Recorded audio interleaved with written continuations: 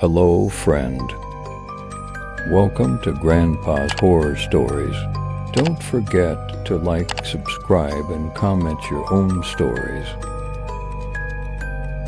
All story rights reserved to original authors.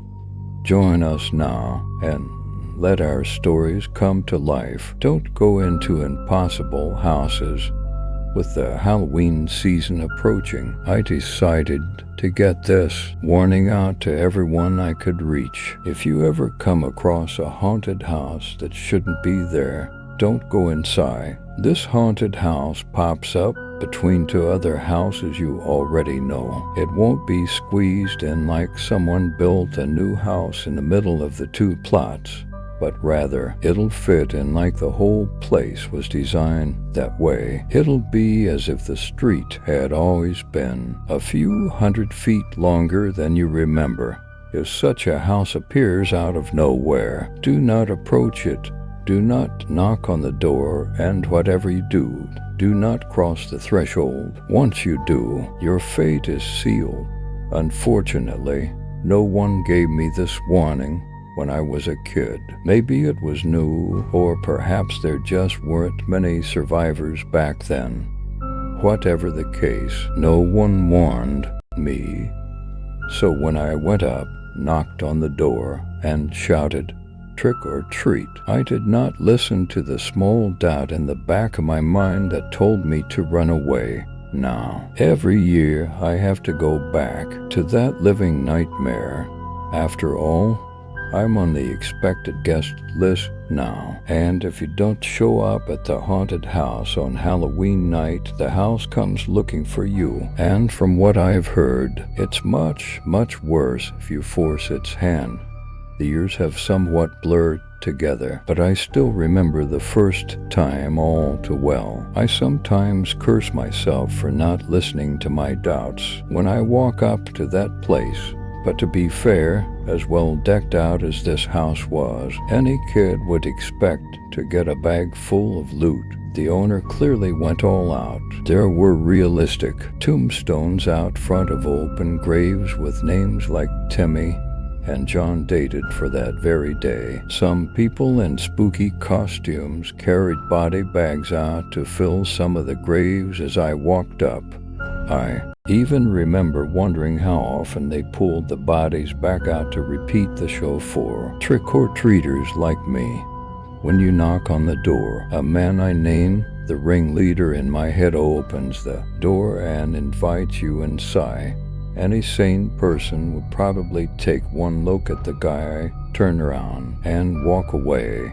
He looks like someone stapled skin directly onto a skeleton with no thought of where musculature or fat should exist. His eyes look like they're so loose in his sockets that if he leaned too far forward, they'd just fall out and roll around on the ground.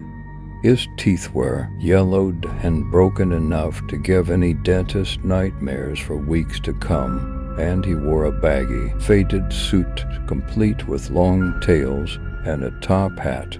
On your first visit, the ringleader will ask you the same question you've probably heard 1,000 times before. And what are you supposed to be? This is actually one of the few breaks the house gives you. You see, you get one benefit based on what you are. For example, if you say you're a pirate or a ninja, that cheap plastic sword you came in with will become real. A dragon might get actual claws and scales, and so on. At the time, you might think this is cool, but it's really just a chance for the house to make the game more sporting. And if you manage to survive, you'll be that same thing every time you return until you finally lose the game. Now I know what some of you are thinking. What were you dressed as when you showed up? Honestly, I don't remember. That may seem like it doesn't make sense, but let me explain. You see, while the other kids around me were shouting things like, "I'm a soldier," or "I'm a princess," I just stood there frozen in fear. The part of my brain that should have kept me from crossing that threshold finally kicked in, and I could tell that this man, no, this monster, was looking at all of us as though we were nothing more than slabs of meat. The funny thing is, everyone always talks about the fight or flight response, but many people fail to realize that there's a third option that your brain can pick to override your thought process, and that's freeze. So when the monster, literally wearing human skin, turned to me and asked, "And what are you supposed to be?" I froze. After a few seconds, he grinned and answered, "For me, I see we have a coward." At the time, my face burned in shame as the other kids in the room laughed at my new title. But that was the luckiest thing that could have ever happened to me. You see, over the years, I see fewer and fewer familiar faces coming out of the house when I show up for my run. In fact, I've only seen one other person I know in the last 5 years, but we'll get to him in a bit. Nowadays, when I show up, the ringleader checks me off on his list and glowers when he says my title, the coward, and I can't help but grin smugly at him. It's probably not wise to provoke the house that way, but in all these years, the ringleader has been unable to win our little life and death game, and it's all thanks to the title he gave me. Like many haunted places, this house has some rules. Thankfully, it's not a long and complicated list designed to trip you up through sheer complexity. There are only 3 simple things you need to know. The first rule is the wolfman is in the basement. This is important because despite how innocuous he sounds, the wolfman is quite possibly the most dangerous obstacle the house has. He's immortal, insanely fast, and impossibly strong. Once he gets your scent, you just have to hope you're close enough to the basement stairs to climb them before he catches you. And if you're not fast enough, you're food. Most of my closest calls came from encounters with the wolfman. The second rule is to escape the house. You must first find the heart of the house. The heart is in a different location every year, and no one will tell you where it. You just have to find it, touch it, and get out. This is where being the coward comes in handy. My benefit is I get hunches. Those hunches might be about a new monster or room you encounter. Best of all, they might tell me where the heart is located. The problem is, it's just a hunch, and it's far too easy to let my hopes or fears get in the way of a hunch. But over the years, I've learned to trust my gut. It's a lot smarter than I am. And the third rule, it's even more straightforward than the other 2. If Mr. Hyde joins the hunt, everyone dies. That's it. You just have to hope and pray that Mr. Hyde decides to sit out another year. You can do a few things to mitigate that risk, but I'm getting ahead of myself. The rest of my first year was pretty forgetful, relatively speaking. There were some ghosts and zombies to run from, and the heart was in the kitchen.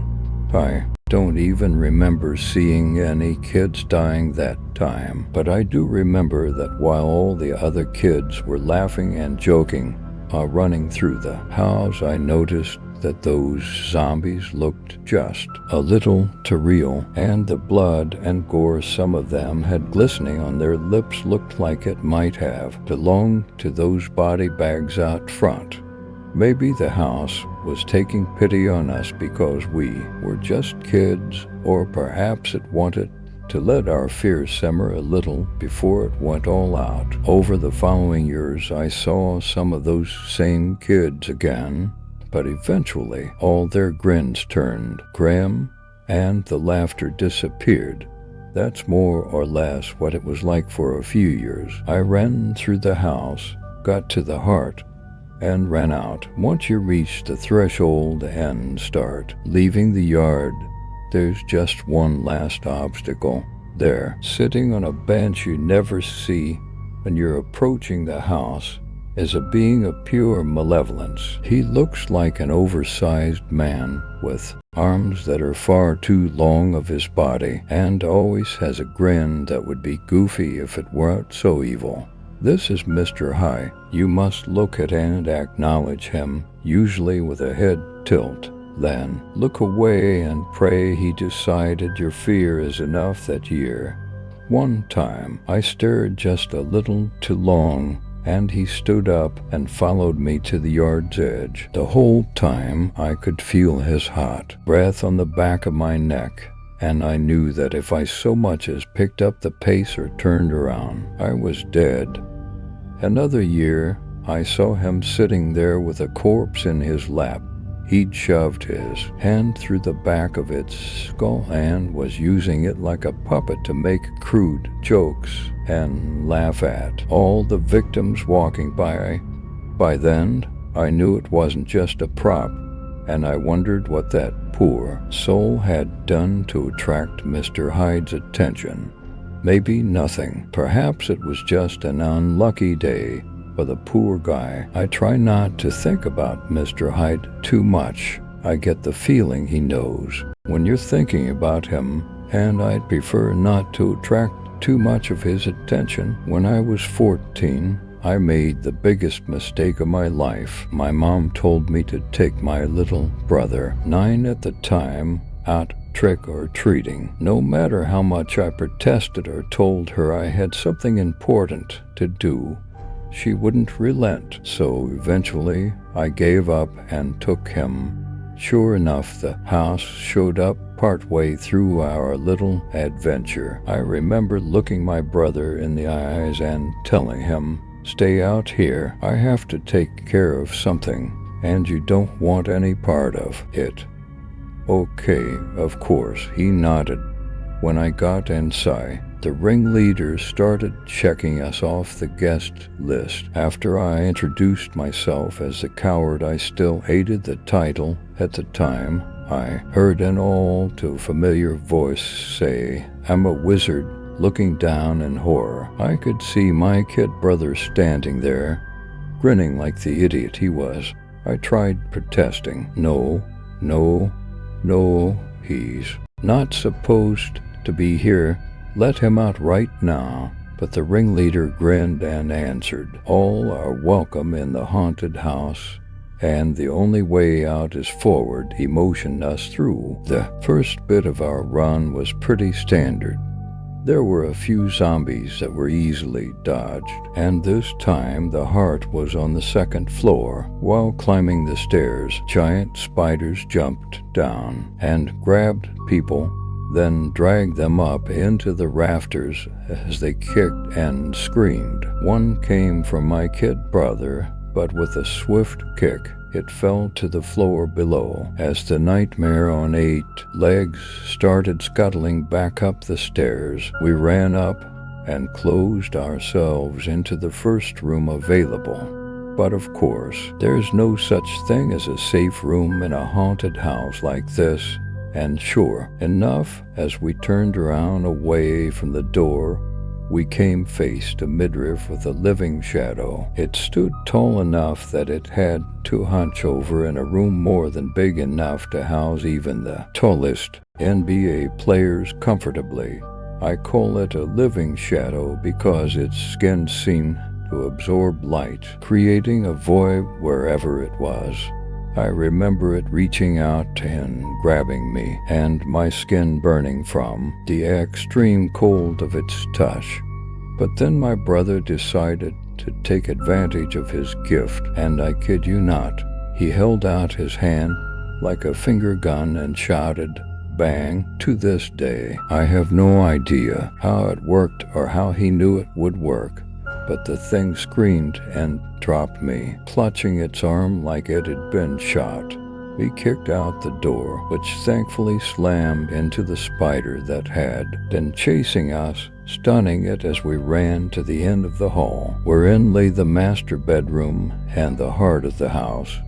A heart is a very literal heart, by the way, about the size of a large dog, usually visible through a crack in the wall.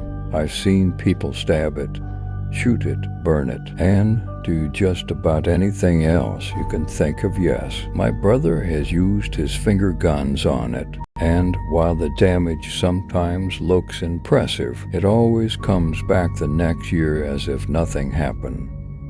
In this case, we merely tagged it, ran back into the hallway, vaulted the banister rather, then trying the stairs again, and ran back out the entrance, home free. Of course, now my brother has to run the haunted house every year. We make a point to go together, as between my coward hints and his magic finger guns, we seem to have a pretty strong advantage against whatever the house wants to throw at us. But that's not to say we don't have our close calls. 2 years ago, the heart was in the basement. And you remember what's in the basement, don't you? For most veterans, the basement is the last place you look, only after you've cleared the rest of the house. But when my gut says to go downstairs, that's where we go. It went pretty much like every trip downstairs goes. The place is filled with junk piled taller than me and smelled of cement, exposed carpentry, and mildew that many Midwest basements seem to have. The layout also changes every year, so you are stuck kind of shuffling about, hoping you stumble into the right room without being caught, listening for screams and trying to go the other way. This time, we got to the heart without incident, which was good, but the wolfman started chasing us on our way out. As I broke into a run, I could hear the wolfman right behind me, but I figured I had just enough time to reach the stairs, and then I tripped. Falling in the basement is about as surefire a death sentence as you can get in the house, and sure enough, in half a moment, the wolfman was on me. I still have the scars from where he cut my arm up as I protected my face and throat. My only consolation then was that at least my brother got away. However, not a moment later, the wolfman and I looked up in time to see my brother with both hands making his classic finger guns as he pointed right at the wolfman's left eye and shouted, "Bang!" Let me tell ya, seeing a full-grown man making finger guns and yelling bang with a straight face is quite the spectacle, but you gotta do whatever you can to survive that place. Now, the wolfman might be immortal, but that apparently doesn't mean he can't feel pain, because he sat up and screamed while holding his eye. I could see bits of his skull, while blood and other substances leaked between his fingers. I didn't need an engraved invitation. I placed my feet square in the middle of his chest and kicked for everything I was worth. As the wolfman flew back, I rolled over and scrambled up the stairs on all fours like a kid who'd just turned out the light. We both took a moment at the top of the basement stairs to laugh nervously before hearing an impossibly loud and engaged howl come from the basement. We decided not to push out lock any longer and got the hell out of Dodge, winking at the ringleader and nodding more respectfully to Mr. Hyde as we passed. That brings us to last year, and at least one of the rules got broken for the first time. My brother and I met up as usual. I smirked at the ringleader as he scowled at my title. We got past the starting zombies quickly enough. Seriously, who dies to those things? But then I got the feeling the heart was out back in the garden. I was just relieved it wasn't the basement, as I didn't want to see the wolfman so soon after our last encounter. There was a glass passageway between the house and the garden, and this time it was filled with paper cranes floating gently on unseen currents of air, many of which seemed to have tiny rubies glistening on their wings. Of course, nothing in this house is ever innocent, and as we started walking carefully through the passage, the cranes began swooping, and every time they passed by, their wings glided across the skin, giving a nasty paper cut. That's when I noticed several bodies on the ground with pools of blood around them, apparently death by 1,000 cuts. Not having time to think, I raised my arms, covering my eyes, and charged forward. By the time I reached the end, I had probably somewhere between 20 and 30 paper cuts, all of which stung worse than a bee sting. But remembering the bodies in the room, it could have been much worse. What awaited us in the garden was a solitary figure, there standing watch, as if he'd been plucked right out of an old Japanese movie, was an honest-to-God heavily armored samurai. His face was obscured by his mask, but I'm reasonably sure that if I pulled down the mask, the armor would have been hollow. However, looking at the bodies beside the samurai that had obviously been cut in two, I decided not to indulge my curiosity. Judging by the placement of the bodies, some had tried to fight, and others had tried to run. My brother got ready to fight, and immediately the warrior's hand flew to his sword. But I placed a hand on my brother's shoulder and pulled him back, stepping forward to face the samurai myself. As the samurai slowly drew his blade, rather than fight or flee, I got down on my knees and bowed, deciding to acknowledge that there was little else we could do. O great warrior, we beseech you, be merciful and let us pass. Yeah, it was a little flowery, I admit, but hey, when asking a ghost samurai to spare your life, sometimes you have to go all out. When, after a moment, he didn't cut me down, which I'm at least 45% sure was due to my actions and words, I motioned for my brother to do the same. After a few more moments, the samurai sheathed his sword and returned to his vigil, and we got off our knees and passed by, approaching the heart of the house. This time, the heart was standing in a glass cylinder coming out of a rose bush. Carefully opening the cylinder, we touched the heart, which was as warm and slimy as ever, before turning to leave. However, just as we did so, there, coming out of the glass passageway, came the one thing I least wanted to see at that moment. The wolfman. He looked a little different than I remembered. Half his face was rotted away, leaving his skull exposed. He had maggots wriggling and writhing in the empty socket that had once housed his eye. His teeth and claws were covered in the blood of whoever had been unfortunate enough to get between him and his goal, and judging by the glare of his sole functional eye, we were that goal. He stepped forward, crouching to begin his chase. Without the basement stairs nearby, I knew we didn't stand a chance of outrunning him. Unsure of what to do, I froze while my mind ran through what few options we had again and again. However, once again, my cowardice saved the day. As the wolfman charged forward, he was intercepted by the samurai. The sideways slash should have cut him in half, but the wolfman simply twisted and turned, bending his spine in a way that should have been impossible, before stopping to glare at his new obstacle. However, the samurai did not hesitate, and stepped forward again, this time performing an upward slash even faster than his first strike. Realizing he wouldn't get past this annoyance without addressing it, the wolfman launched himself forward, latching onto his opponent. The two fell and grappled in the dirt, and we took the opportunity to run past.